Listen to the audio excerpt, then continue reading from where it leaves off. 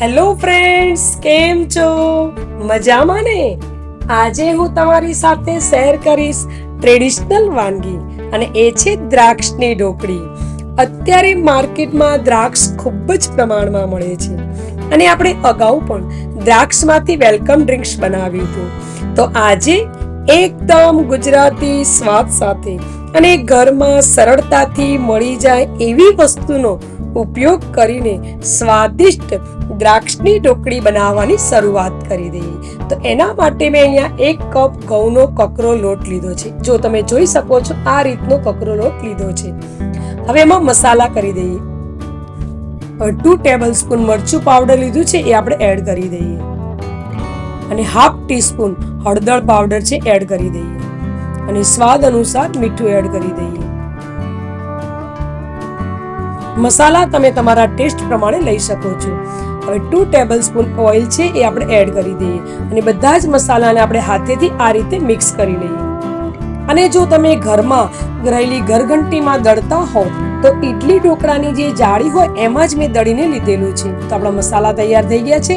હવે અહીંયા દૂધી લીધી છે. હવે આમાંથી દૂધીનો થોડો ભાગ લેવાનો છે, એના માટે આપણે આ રીતનો કટ કરી લઈએ. તો આશરે 250 ગ્રામ જેટલી દૂધી હશે. હવે આપણે એને છોલીને તૈયાર કરી દઈએ. જો તમારે લોટનું પ્રમાણ વધારે હોય તો એ રીતે તમારે દૂધી યુઝ કરવાની છે. હવે આપણે આ રીતે દૂધીને છોલી દઈએ. તો આપણી દૂધી છોલી અને સરસ રીતે તૈયાર થઈ ગઈ છે. હવે આપણે જે રેગ્યુલર છીણી છે એનાથી આપણે દૂધીને છીણી લઈએ.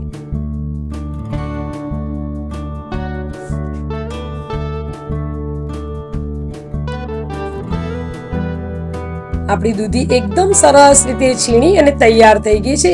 હવે જે તૈયાર કરેલો મસાલો હતો એની અંદર આપણે દૂધીને એડ કરી દઈએ.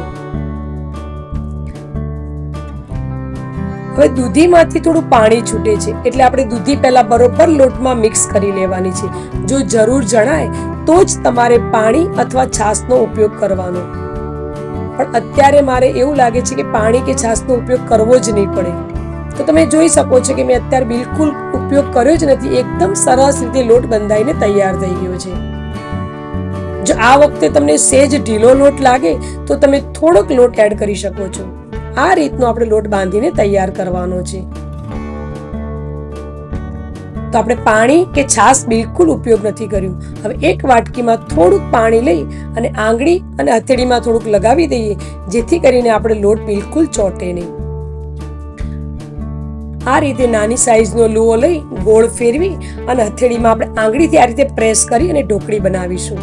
તો આપણી ઢોકળી બનીને તૈયાર થઈ ગઈ છે. હવે આપણે બીજા રમકડા બનાવવાના છે. તો એના માટે મેં થોડોક લુઓ લીધો છે અને અત્યારે આપણે દીવો બનાવવો છે. તો પહેલા આ રીતે હથેળીમાં પ્રેસ કરી અને ગોળ શેપ વાળી દેવાનો. પછી ચારે સાઈડથી આ રીતના ખૂણા વાળવાના છે એટલે આપણો એકદમ સરસ રીતે દીવો તૈયાર થઈ જશે. તો તમે જોઈ શકો છો કે આપણો એકદમ સરસ દીવો તૈયાર થઈ ગયો છે. હવે આપણે બીજા પણ રમકડા બનાવીએ. તો એના માટે થોડીક લુઓ લઈ અને આ રીતે પ્રેસ કરી દેવાનું છે અને ઉપરથી આ રીતે આપણે થોડોક ભાગ લઈ અને આ રીતને શેપ આપવાનો છે. તો આપણે એકદમ સરસ રીતે ચકેડી બની જશે. અને નીચેના ભાગમાંથી સેજ આમ તો આપણે ભાગ બહાર કાઢી અને આ રીતે ચકેડીનો શેપ આપી દઈશું. તો આપણી એકદમ સરસ રીતે ચકેડી બનીને તૈયાર થઈ ગઈ છે. એ જ રીતે મેં અહીંયા બોલ અને બેટ પણ બનાવ્યા છે. તો રમકડા તમે તમારી ચોઈસ પ્રમાણે બનાવી શકો છો. તો આપણી ઢોકળી અને રમકડા એકદમ સરસ રીતે બનીને તૈયાર થઈ ગયા છે. તો તળવા માટે મેં તેલ ગરમ કરવા રાખી દીધું છે. આપણે જોઈ લઈએ. તો એક ટુકડો એડ કર્યો છે. એ ટુકડો ધીમે ધીમે ઉપર આવે છે. મીન્સ કે આપણી ઢોકળી તળવા માટેનું તેલ એકદમ સરસ રીતે તૈયાર થઈ ગયું છે. હવે એ ટુકડાને બહાર કાઢી લઈએ.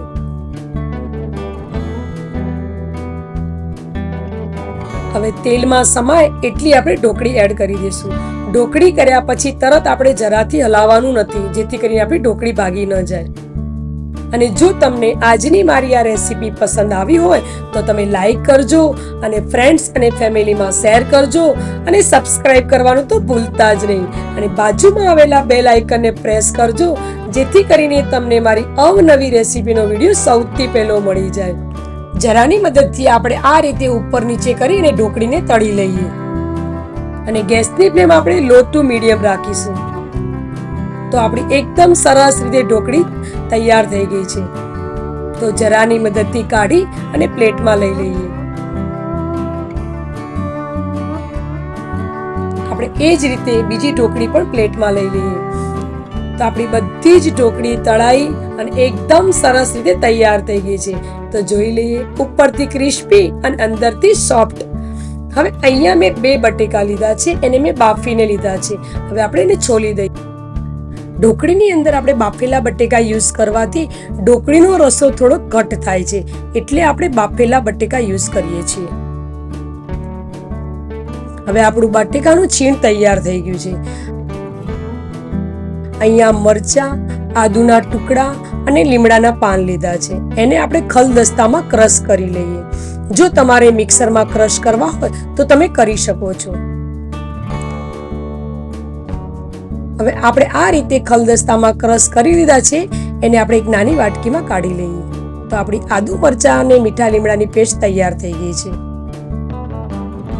હવે એક પેનની અંદર 2 થી 3 ચમચી જેટલું તેલ લઈ લઈએ. હવે એમાં થોડીક રાઈ એડ કરી દઈએ. હવે રાઈ થઈ ગઈ છે. હવે થોડુંક જીરું એડ કરી દઈએ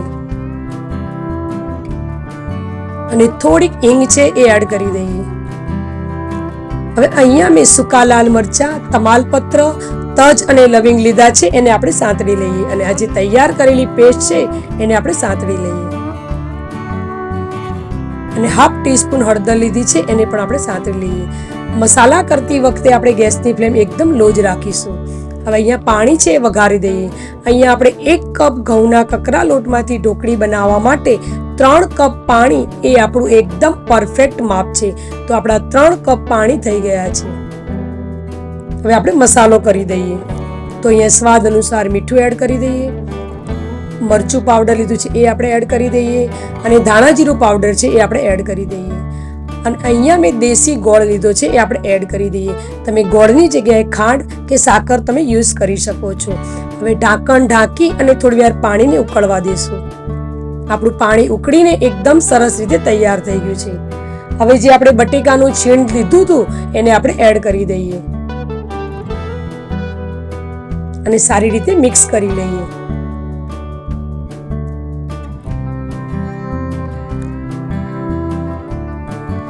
હવે આપણે જે તળેલી તૈયાર કરી છે એ ઢોકળીને એડ કરી દઈએ. અને આ ઢોકળી જો તમે વધારે બનાવી હોય તો સવારે ચા નાસ્તા સાથે તમે ખાઓ તો પણ ખૂબ ટેસ્ટી લાગે છે. તો હવે આપણી બધી જ ઢોકળી તૈયાર થઈ અને અંદર એડ થઈ ગઈ છે. હવે એક વખત ફરી મિક્સ કરી લઈએ. અને ઢોકળીનો એકદમ સરસ ચટપટો ટેસ્ટ લાવવા માટે અહીંયા આંબલી યુઝ કરું છું. તો અહીંયા આંબલી અને ગોળનો એકદમ સરસ ટેસ્ટ આવે છે. તો હવે ઢાંકણ ઢાંકી અને ગેસની ફ્લેમ લો કરી અને 10 થી 15 મિનિટ સુધી આપણે ચડવા દઈશું. વચમાં આપણે હલાવતા રહેશું.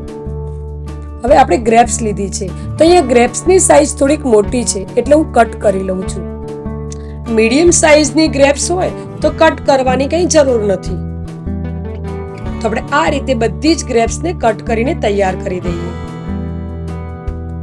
તો આપણી ગ્રેપ્સ તૈયાર થઈ ગઈ છે. આપણે 10 થી 15 મિનિટ થઈ ગઈ છે. આપણે ઢોકળીને જોઈ લઈએ. તો આપણી એકદમ સરસ રીતે ઢોકળી ચડી ગઈ છે અને આપણે તળીને યુઝ કરી છે એટલે કાચી રહેવાનો તો કોઈ પ્રશ્ન જ નથી. તો આપણે આ રીતે ચમચામાં એક ઢોકળી લઈ અને આપણે દબાવી જોઈએ. તો આપણી ઢોકળી એકદમ સરસ રીતે ચડી ગઈ છે ને દ્રાક્ષની ઢોકળી બનાવવાની એકદમ સહેલી રીત. તો હવે આપણે એની અંદર દ્રાક્ષ એડ કરી દઈશું અને ગરમ મસાલો છે આપણે એડ કરી દઈશું. આ વખતે આપણી ગેસની ફ્લેમ બંધ જ કરી દેવાની છે. ઢોકળી થઈ જાય પછી જ આપણે ગ્રેપ્સ એડ કરવાની છે. હવે બધા જ મસાલા એકદમ સરસ રીતે મિક્સ થઈ ગયા છે. ફરી એક વખત ઢાંકણ ઢાંકી અને આમ ને આમ થોડીક વાર માટે સિજવવા દઈશું. હવે થોડીક વાર થયા પછી હવે જે ઢોકળીનો રસો છે થોડો વધારે ઘટ થઈ ગયો છે. તો આપણી એકદમ સરસ ટ્રેડિશનલ દ્રાક્ષની ઢોકળી તૈયાર થઈ ગઈ છે. તો સર્વ કરવા માટે આપણે એક બાઉલમાં લઈ લઈએ. લાગે છે ને એકદમ સરસ. તો રાહ કોની જોવો છો? આજે જ ઢોકળી બનાવો અને મને કમેન્ટ બોક્સમાં જરૂરથી જણાવજો.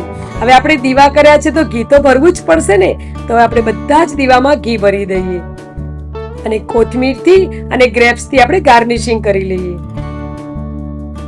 તો આપણી એકદમ સરસ રીતે ઢોકળી તૈયાર થઈ ગઈ છે.